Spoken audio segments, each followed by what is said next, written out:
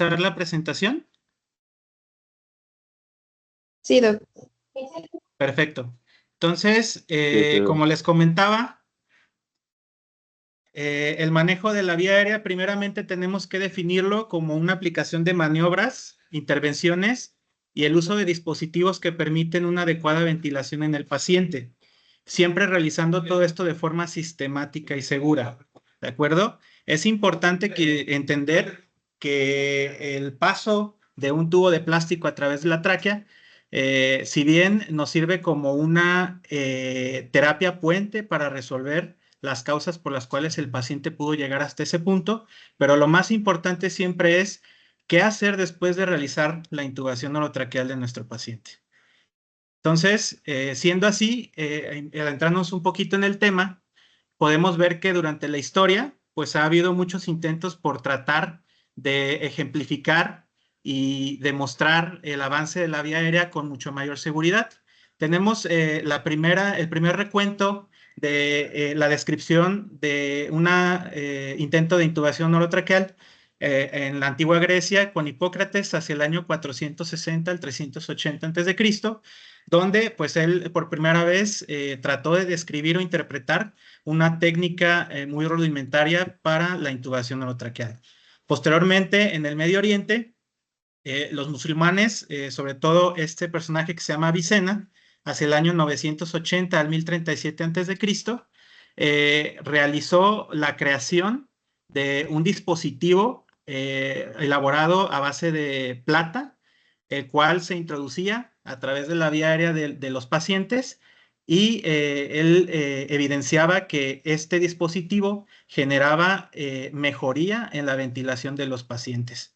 Posteriormente, hacia el siglo XVIII, en Londres, en el año de 1788, Charles Kittel realizó este ensayo en donde él describía la recuperación de pacientes que aparentemente se encontraban muertos, él lo describía como pacientes que se encontraban ahogados.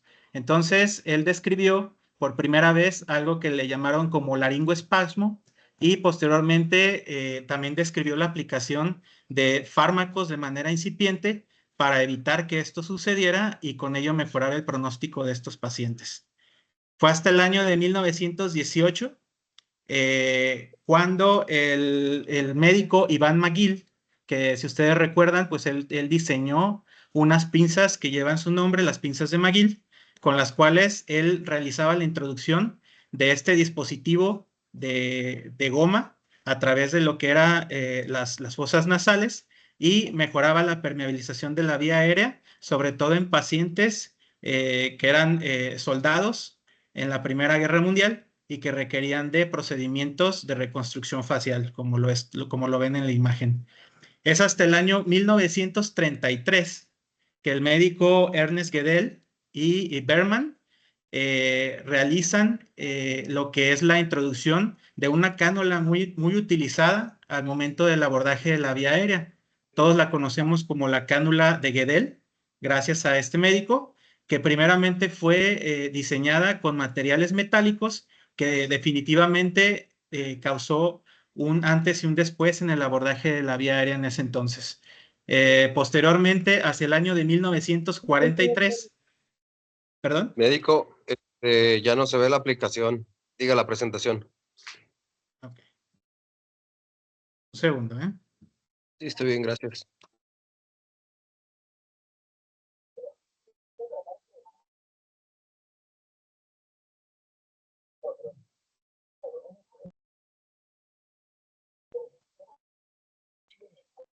Ahí ya la pueden visualizar. Listo, gracias. ¿No? ¿De qué?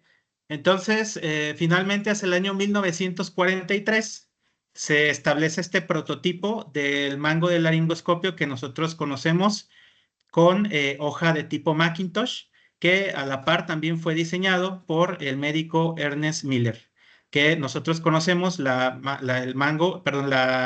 hoja Miller como aquella que es recta y la Macintosh como la que es curva, que es la estandarización del laringoscopio para el abordaje de la vía aérea, ¿no? Adentrándonos un poquito al tema, pues tenemos que conocer un poquito sobre la vía aérea. No nos vamos a detener tanto en esto, debido a que solamente vamos a mencionar algunos puntos clave en esto.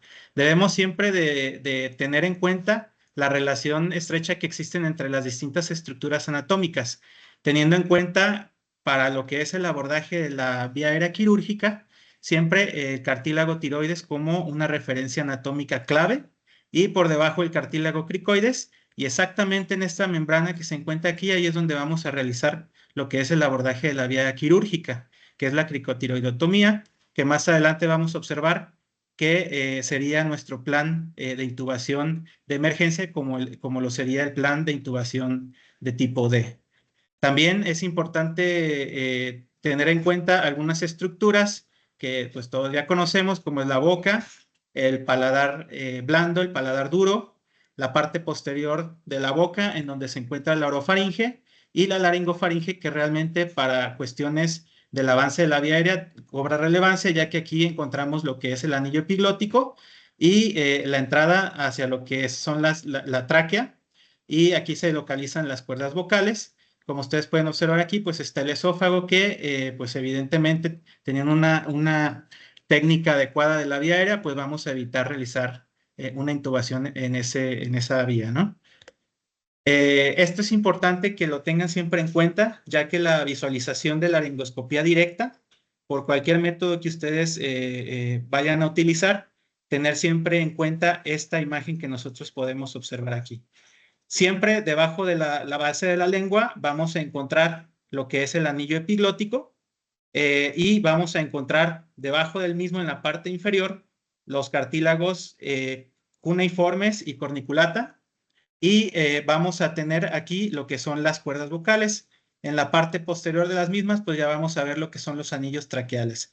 Esta estructura anatómica es de relevancia, ya que será nuestra referencia anatómica para identificar inmediatamente en la parte inferior las cuerdas vocales y a través de él, pues realizar el paso del tubo endotraqueal. Pero viene una pregunta muy interesante para todos nosotros en el área de urgencias. ¿Cuándo asegurar la vía aérea? Bien, si bien algunas literaturas mencionan que hay puntos específicos para iniciar el abordaje de la vía aérea, es importante tenerlos en cuenta, pero acá ponemos esta imagen porque va a ser súper importante siempre el criterio del médico, ¿de acuerdo? Una vez que el médico ha optado por el avance de la vía aérea, pues es importante completar todo su protocolo. Algunas de las características que nos permitan, clínicas o algunas gasométricas que nos indiquen que vamos a asegurar la vía aérea son las siguientes. Las primeras dos de ellas son criterios gasométricos. Como aquí lo podemos ver, sería una PO2 por debajo de 60 milímetros de mercurio, y la siguiente sería una PCO2 por encima de 55 que condicione una acidosis, es decir, un pH menor a 7.32. El siguiente sería la disminución de la escala de coma de Glasgow menor a 8. Aquí es importante analizar que, a pesar de que ciertas literaturas recomiendan que ante la disminución de 2 puntos de Glasgow se avance la vía aérea, es importante siempre el criterio médico, debido a que solamente sería de ayuda para el paciente aquella disminución de la escala de coma de Glasgow menor a 8. Es decir, si tenemos un paciente que sufre un trauma de cráneo y disminuye el Glasgow de 15 a 13, definitivamente, pues ese paciente no tendría un criterio como tal para el avance de la vía aérea. Posteriormente, tenemos este otro criterio, que son todos aquellos pacientes que presentan una obstrucción como tal de la vía aérea. La taquipnea, referida en la literatura como más de 30 respiraciones por minuto, esa tendría a criterio del médico alguna necesidad del avance de la vía aérea. Otro criterio sería los traumatismos, ya sea a nivel de cuello o en la boca o nariz, que condicionen un compromiso en la vía aérea. Los pacientes con paro cardiorrespiratorio, ese sería otro criterio. Y finalmente, aquellos pacientes que clínicamente tengan criterios de quemadura de la vía aérea. Es decir, aquellos pacientes que sufran quemadura facial, que presenten estridor, esputo carbonáceo o que tenga quemadura de vibrisas, esos pacientes sí o sí se van a transformar en próximas horas en una vía aérea difícil. Entonces, siempre hay que hablar con los familiares sobre el proceso de intubación a tiempo para evitar que estos pacientes se compliquen. Ojo, es importante también considerar que los pacientes que se encuentran inquietos, esos pacientes tampoco deben de ser sometidos a intubación.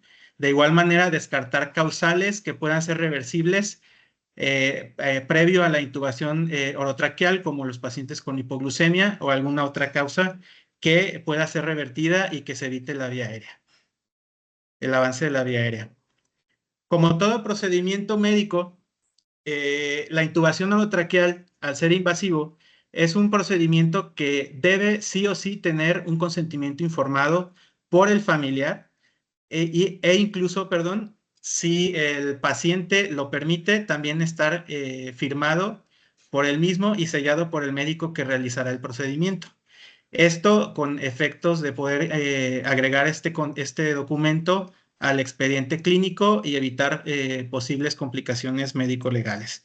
Entonces, siempre es importante hablar claramente con el familiar y con el paciente de aquellos beneficios que le puede otorgar la intubación orotraqueal y de igual manera aquellas complicaciones que pueden surgir secundarias a esto. Entonces, es importante también ser siempre juiciosos como médicos a cargo de los pacientes. Si el procedimiento de intubación orotraqueal y aseguramiento de la vía aérea le va a conferir un beneficio a los pacientes. Bien, avanzando un poquito más en el tema, una vez que se ha tomado la decisión de avanzar la vía aérea, hay que considerar que no todos los pacientes van a tener una vía aérea fácil. Entonces, hay que considerar todos aquellos pacientes que pudieran derivar en una vía aérea difícil. Los scores o las escalas más sencillas para la valoración, principalmente lo que manejan la literatura, es esta escala que se llama Limón, que de acuerdo a sus iniciales, pues cada una de estas evidencia una descripción distinta de las características que pueden hacer la vía aérea difícil. Entonces, primeramente la L, pues nos va a decir que tenemos que buscar intencionadamente si el paciente tiene alguna lesión o algún trauma que pudiera complicar el avance de la vía aérea. Posteriormente, evaluar esta regla del 3-3-2, donde nosotros vamos a valorar con las traveses del dedo la distancia interincisiva, la mentoidea y la distancia hacia el cartílago tiroides, desde lo que es el suelo de la boca. De igual manera, la M se considera como la escala o el score de Malampati, que más adelante lo vamos a ver, entendiéndose que un score de Malampati mayor o igual a 3 nos va a hacer que la vía aérea sea difícil debido a que vamos a tener una apertura bucal muy restringida. La O normalmente habla sobre la obstrucción de la vía aérea o también se puede considerar los pacientes obesos. Y finalmente la N de NEC, que sería si el paciente tiene alguna contraindicación para la movilización del cuello o si tiene alguna lesión o algún impedimento para poder realizar la hiperextensión del mismo. Avanzando un poquito, tenemos este otro score para predicción de la vía aérea difícil, que sería el score de Macocha, en el cual tenemos un total de 12 puntos del score, entendiéndose que al cumplir, en algunas literaturas se maneja más de 2, en otros más de 3, ya tenemos que alertarnos de que el paciente presenta o va a presentar una vía aérea difícil al momento de realizar nuestro proceso. Normalmente aquí nos piden que al momento de que se detecte esta cantidad de puntos, inmediatamente se hable a un experto de la vía aérea para evitar que ésta se torne difícil. Entendiéndose como vía aérea difícil, toda aquella vía aérea que presenta más de 3 intentos realizados por un mismo operador o que ésta se prolonga más allá de 10 minutos. Siguiendo un poquito más con los predictores de viera difícil, tenemos estos dos scores. El primer score, que es el que maneja la mayor parte de las guías para el abordaje de la viera difícil, es el score de Malampati, que normalmente lo utilizan los anestesiólogos para identificar una viera difícil. Y normalmente nos dicen que a partir del Malampati score clase 3 o 4, ya lo podemos considerar como una vía aérea probablemente difícil. Sin embargo, pues está más asociado a una intubación en un paciente que pudiera ser programado, ¿no? Si ustedes observan, la visualización y las estructuras que maneja esta score sería la úvula y los pilares posteriores amigdalinos. Y cuando hay una complicación en la vía aérea, si ustedes observan la lengua, prácticamente no permite la visualización de las estructuras posteriores, sugiriéndose que a partir del score clase 4 ya requiere el avance de la vía aérea con instrumentos de apoyo. Sin embargo, yo sugiero el uso de el score de Cormack-Lehane, en el cual podemos nosotros visualizar en la primer laringoscopía que realicemos lo que son estructuras a nivel del anillo epiglótico.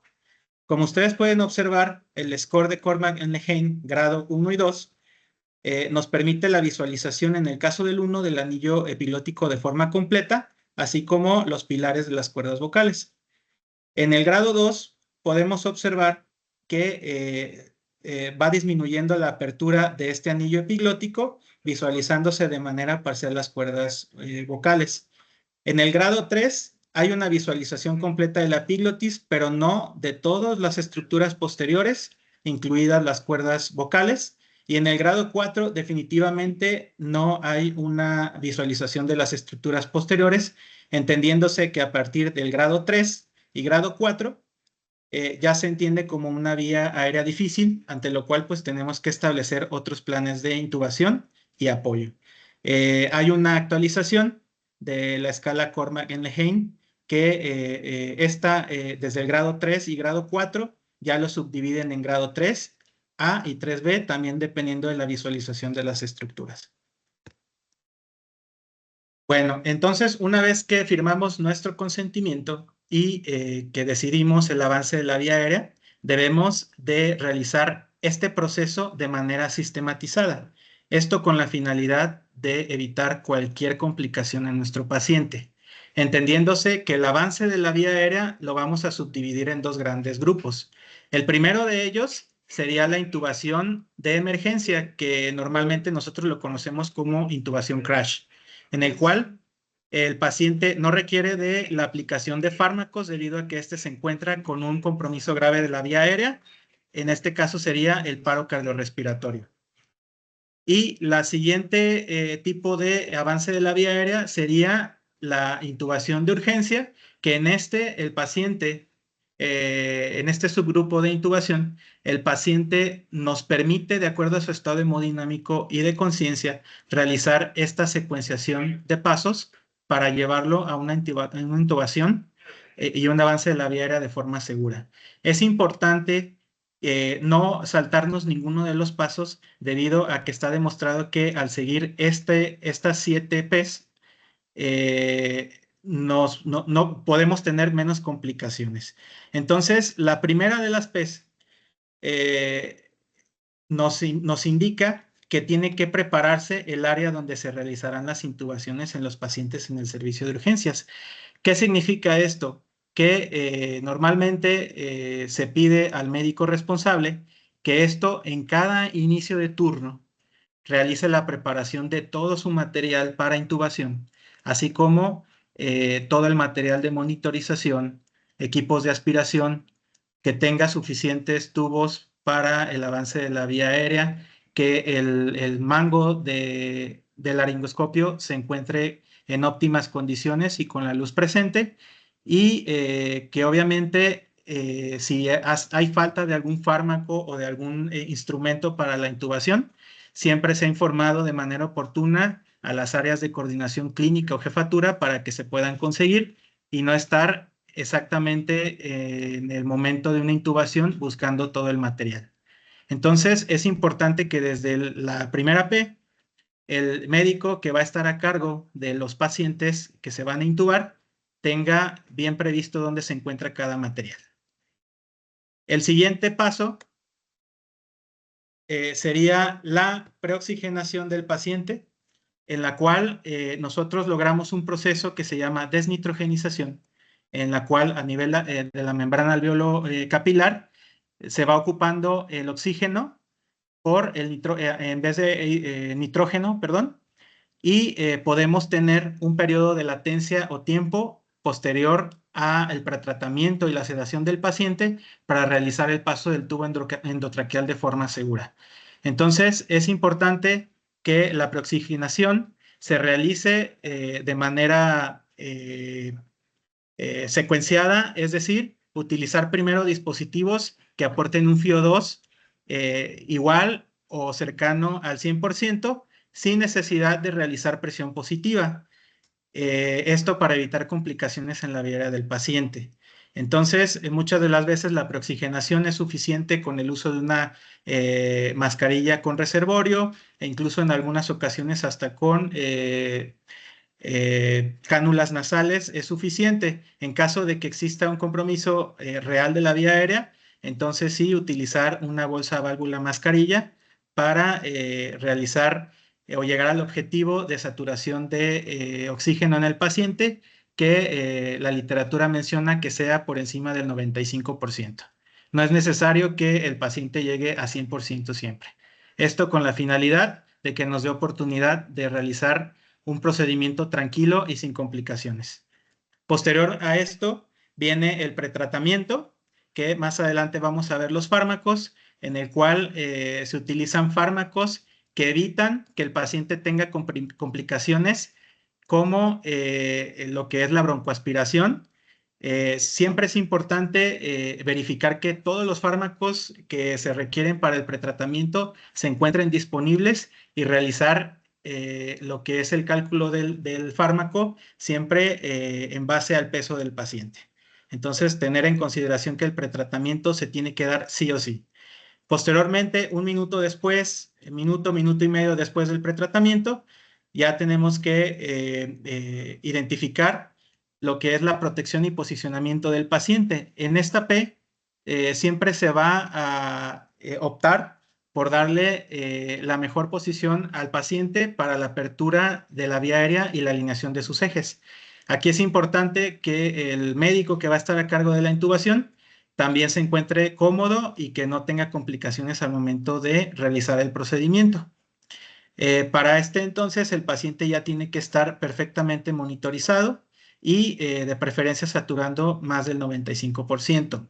Es importante que antes de la administración de todos los fármacos, su paciente, si se encuentra en condiciones de inestabilidad hemodinámica, tratar de llevarlo a por lo menos tener PAN perfusorias para evitar también complicaciones en el proceso de avance de la vía aérea.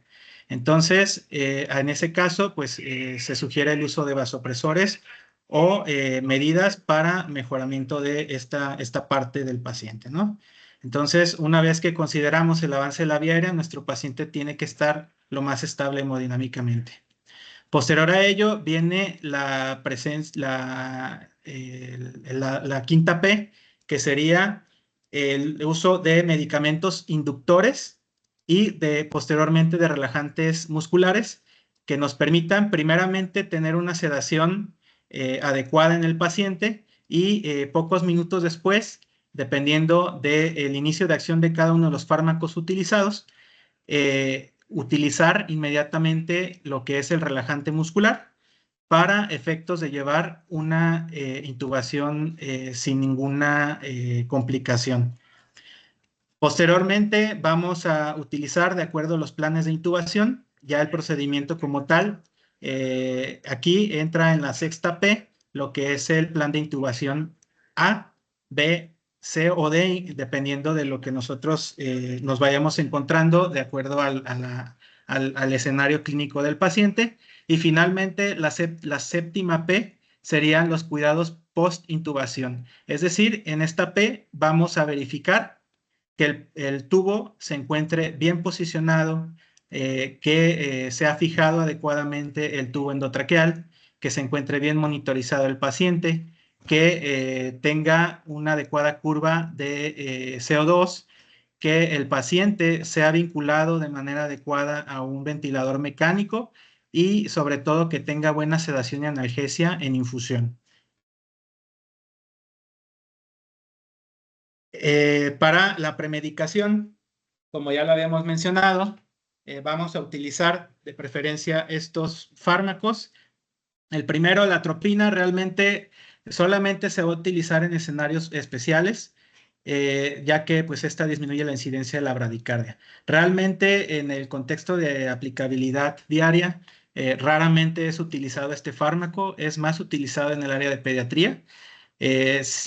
También está demostrado que disminuye la estimulación de la laringoscopía, sin embargo, pues es difícil que este se utilice en adultos. Con estos que siguen, que es la lidocaína y el fentanilo, con estos sí hay que estar bien familiarizados. Y aquí están las indicaciones. Realmente en la mayor parte de los procedimientos de secuencia rápida de intubación, utilizamos como primer medicamento lo que es la lidocaína a dosis de 1 hasta 1.5 miligramos por kilo.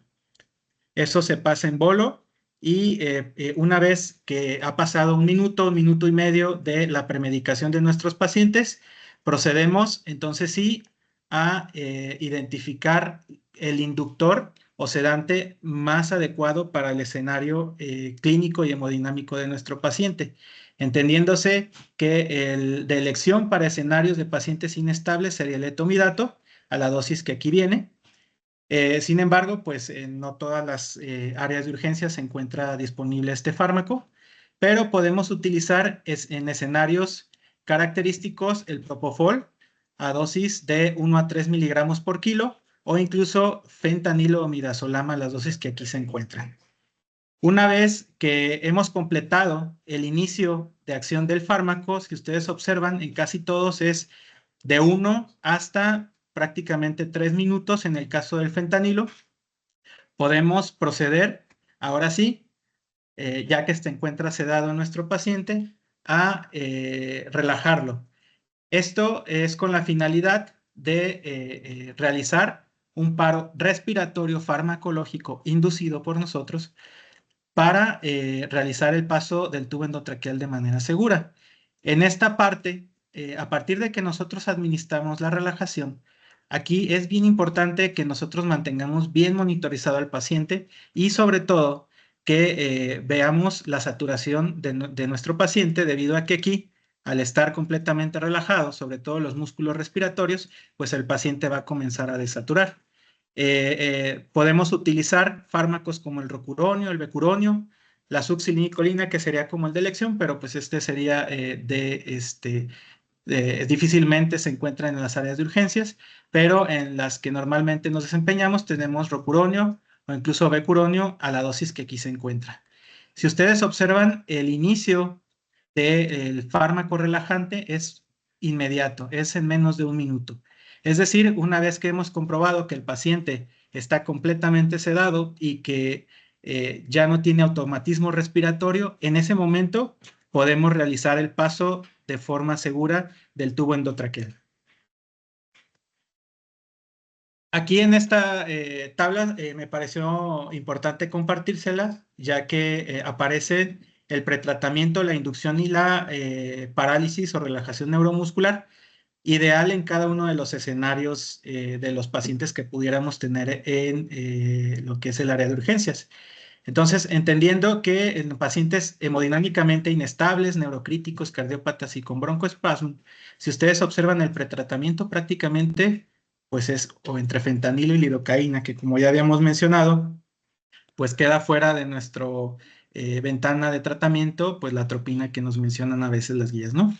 Esa solamente utilizarla en caso de que nuestro paciente presente bradicardia o alguna otra manifestación de esas características.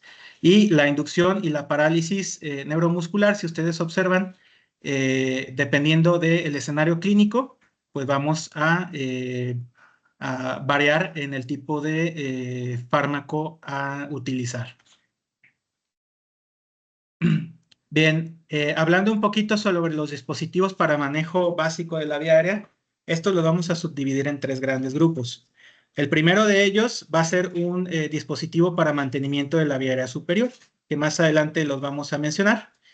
Se subdivide también en administración de oxígeno suplementario y en asistencia o soporte de la ventilación.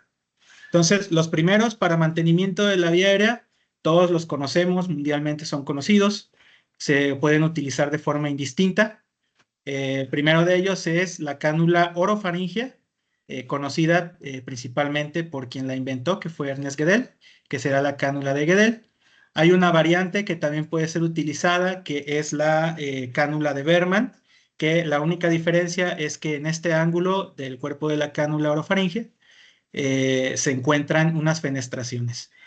¿Para qué sirve? Pues para evitar que el paciente tenga una retracción de la lengua y por esto se obstruya lo que es la vía aérea y también, pues evidentemente, mantener la permeabilidad de la vía aérea.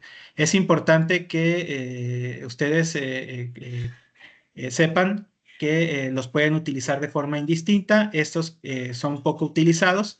Esta es una cánula nasofaringea que pues nosotros podemos introducir a través de alguna de las fosas nasales, teniendo en consideración evitar la lesión de lo que es el plexo de Kieselbach y evitar pues que tenga el paciente una epistaxis ahí espontánea por la introducción de este dispositivo. Pero si bien este dispositivo también nos permite mantener la vía aérea permeable. Si ustedes observan estos dispositivos, solamente abarcan lo que es la nasofaringe y la orofaringe, no van más allá. Tenemos posteriormente estos dispositivos para administración de oxígeno suplementario y podemos observar que dependiendo de la graduación de litros por minuto que nosotros otorguemos a cada uno de los dispositivos, dependiendo del escenario clínico del paciente, pues es la cantidad de oxígeno entregado que nos van a brindar. Entendiéndose que el que más aporte de oxígeno nos otorga en estos dispositivos sería la mascarilla con reservorio, que nos puede llegar hasta un 95 a 100% de oxígeno entregado si lo mantenemos en un promedio de 10 a 15 litros por minuto. Una forma rápida de poder calcular la cantidad de FiO2 entregado en cada uno de los dispositivos sería multiplicar la cantidad de litros por 4 y ese resultado agregárselo al 21% de fracción de oxígeno inspirado. Y con eso podemos tener un aproximado del FiO2 que nos está aportando cada uno de estos dispositivos. Y finalmente tenemos el dispositivo para soporte ventilatorio, que por excelencia el más utilizado en áreas críticas, pues es lo que mal llamado le conocemos como AMBU, que sería la marca comercial. Sin embargo, pues hay que llamarlo siempre como dispositivo de bolsa válvula mascarilla. Si nosotros no le ponemos un reservorio, nos puede entregar así por lo menos un FiO2 de 21%. Si nosotros, dependiendo de la cantidad de oxígeno en litros por minuto que le pongamos al reservorio, que puede llegar hasta 15, nos puede otorgar hasta el 100% de oxígeno o FiO2 inspirado en el paciente. Es importante que lo conozcan, que lo manejen, que sepan todas sus partes. En esta porción que se encuentra aquí, está una membrana que es unidireccional, que evita que el paciente, si llega a tener broncoaspiración, pues este contenido regrese, ¿no? Y cause problemas en el paciente. De igual manera, es importante que ustedes sepan que cada que nosotros realizamos una presión sobre esta zona del dispositivo, pues estamos otorgando al paciente un incremento en el volumen tidal y la reserva del paciente, que como siempre dice la premisa del paciente crítico, menos es más. Es decir, que si nosotros con solo colocar este dispositivo de manera correcta en el paciente, realizando un adecuado sellado, no hay necesidad de realizar compresiones en el dispositivo, ya que por sí mismo te otorga una gran cantidad de FiO2 inspirado en el paciente. Entonces, aquí nosotros necesitamos siempre monitorizar adecuadamente el paciente y si con solamente colocarlo obtenemos un FiO2 mayor a 95, perdón, una saturación mayor a 95, no hay necesidad de realizar ninguna otra maniobra en el paciente. Hacia el año 2020, en un artículo publicado por el doctor Cook, de acuerdo, a propósito de pacientes en la epidemia de COVID, pues estableció que la forma más segura para ventilar al paciente no era la llamada técnica en C y E como aparece aquí, sino la técnica B y E como aparece en la imagen. Esto siempre tiene que ser realizado por dos operarios de la vía aérea, uno que va a realizar el sello en técnica B y E, como lo pueden observar en la imagen, y el otro operador va a realizar lo que es el manejo de los dispositivos de soporte ventilatorio, en este caso la bolsa válvula mascarilla. Entonces, siempre es importante que al momento de colocar este dispositivo, de igual manera, identifiquemos las características anatómicas o clínicas que tenga el paciente a nivel de su región facial, que nos impida realizar una adecuada ventilación del paciente. Entonces, es importante realizar un adecuado sello de lo que es este dispositivo. Y posteriormente tenemos que hablar también de dispositivos supraglóticos. Estos dispositivos ustedes los van a encontrar o los van a tener que utilizar en caso de que nuestra vía aérea se convierta en una vía aérea difícil y que ya hicimos nuestro primer intento, que sería el plan de intubación de tipo A, y estos van a aparecer inmediatamente después en el plan de intubación B, donde vamos a asegurar la vía aérea de manera parcial o por algunas horas. Es importante que sepamos que estos dispositivos tienen solamente una utilidad de hasta máximo 4 horas de vida útil, en las cuales posterior a colocarlos, necesitamos sí o sí realizar ya o establecer un plan de intubación de tipo C o D en el cual ya se aborde la vía aérea de forma permanente. Entonces, dependiendo de su diseño, de su uso y el sellado, pues los podemos nosotros subclasificar en estos de que están aquí. Los más utilizados pues están aquí en la parte de abajo, que serían las mascarillas laringeas, que tienen como forma de una cobra, en donde se realiza la inserción como si fuera un tubo endotraqueal y se realiza la insuflación de lo que es la membrana de sellado, que evita en la mayor parte de las ocasiones que el paciente tenga alguna broncoaspiración y que exista un buen sellado y abordaje de la vía aérea.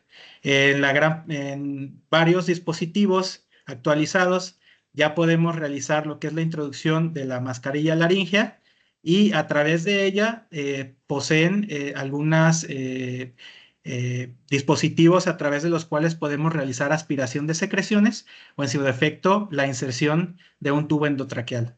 Este dispositivo que se encuentra en la parte inferior sería el combitubo, en donde podemos observar que uno de los tubos va directamente hacia lo que es el esófago y el otro va hacia la tráquea, lo que permite un sellado adecuado de la vía aérea y con esto podemos realizar incluso una intubación a través del mismo. De acuerdo a las guías de la Sociedad Española de Anestesiología, de acuerdo, nos invitan a realizar el proceso de intubación y de los planes de abordaje de la vía aérea de manera sistematizada y segura. Para esto nos proponen este algoritmo de colocación ¿cómo se llama? De médicos o de personal que vaya a estar en el abordaje de la vía aérea, entendiéndose que el operador número 1, que es el responsable inicial de la vía aérea, tiene que estar siempre a la cabecera del paciente. Y a su costado izquierdo se plantea que debe de estar el auxiliar de la vía aérea que nos va a permitir realizar el paso de dispositivos o en su defecto apoyar al momento de realizar el sellado de la vía aérea. A su costado derecho se plantea que esté el ventilador mecánico y el monitor para poder estar vigilando el estado hemodinámico del paciente durante todo el proceso. Y del lado de donde está el auxiliar de la vía aérea, nos proponen que se encuentre el carrito de la vía aérea difícil, donde podemos identificar pues, los dispositivos supraglóticos, videolaringoscopios, buggies y demás aditamentos para realizar la intubación lo más certero posible. En esta parte, aquí proponen la localización del personal de enfermería, que nos va a apoyar con la administración de fármacos para lo que es la secuencia de intubación rápida. Y de este lado proponen que se encuentre un segundo operador de la vía aérea, que en este caso, perdón, ellos le llaman como un intubador experto. Es importante mencionar que la curva de aprendizaje de la intubación se tiene que realizar sí o sí para que siempre quien va a estar en esta área como abordaje de la vía aérea siempre sea un intubador experto, ¿no? Los planes de la vía aérea que habíamos mencionado, tenemos que las guías de anestesiología y reanimación nos proponen siempre 4 planes de intubación. El plan A siempre va a estar el operador principal acompañado del segundo operador que ya mencionamos. Y en esta parte del plan A de intubación es el plan que todos conocemos, es decir, encontrar un paciente con una vía aérea aparentemente fácil, en el cual se realiza una secuencia rápida de intubación y que sin ninguna complicación realiza menos de 3 intentos para lograrlo, ¿no? Aquí es donde se encontraría lo que acabamos de mencionar hace ratito. ¿Y qué sucede si este plan A falla? Bueno, pues entra el plan B, donde el operador número 2 puede entrar para el abordaje de la vía aérea y en esta parte, como ustedes pueden observar, ya entra el uso de dispositivos supraglóticos para la protección de la vía aérea. Esto siempre y cuando ya se haya establecido la definición de la vía aérea difícil, es decir, o más, más de 3 intentos de abordaje de la vía aérea de forma convencional por el mismo operador o que ésta se prolongue más de 10 minutos. Entonces, ante esto, sí hay que utilizar los dispositivos supraglóticos que acabamos de observar. Y finalmente tenemos aquí que si este plan B resulta fallido, eh, podemos ahí mantener el dispositivo supraglótico y en esta parte, en el plan C, ya tenemos que considerar identificar a un experto en la vía aérea y definitivamente volver a realizar un segundo intento para el abordaje de la vía aérea, incluso de forma convencional o usando dispositivos para el abordaje de la misma de tipo electrónico, como lo es un videolaringoscopio, eh, identificando si esta se puede realizar en menos de 3 intentos por parte de ese operador experto. Sin embargo, si a pesar de ello el plan se fracasa, viene un estado del paciente donde no se puede intubar y tampoco se puede ventilar, y entonces viene un plan de avance de la vía aérea, que sería el abordaje de la vía quirúrgica, que en este caso sería la cricotirotomía. En esta parte, pues ya aparece un poquito más desglosado cada uno de la sistematización de los planes de la vía aérea, entendiéndose que de acuerdo a la evidencia, incluso desde el plan A, debemos de utilizar de preferencia un videolaringoscopio y esto combinarlo con dispositivos para el avance de la vía aérea como lo es un buggy o un estilete. Esto con la finalidad de asegurar el paso del tubo endotraqueal, de manera adecuada y realizar las maniobras externas a nivel de los cartílagos de la tráquea para obtener una mejor visualización de la vía aérea. Siempre entender que se debe de realizar por personal máximo 3 intentos. En caso de que no se logre, siempre identificar que es una vía aérea difícil e informar a un personal con mayor resolución. Y pues esto sería todo por parte de mi parte. ¿Alguna duda que tengan?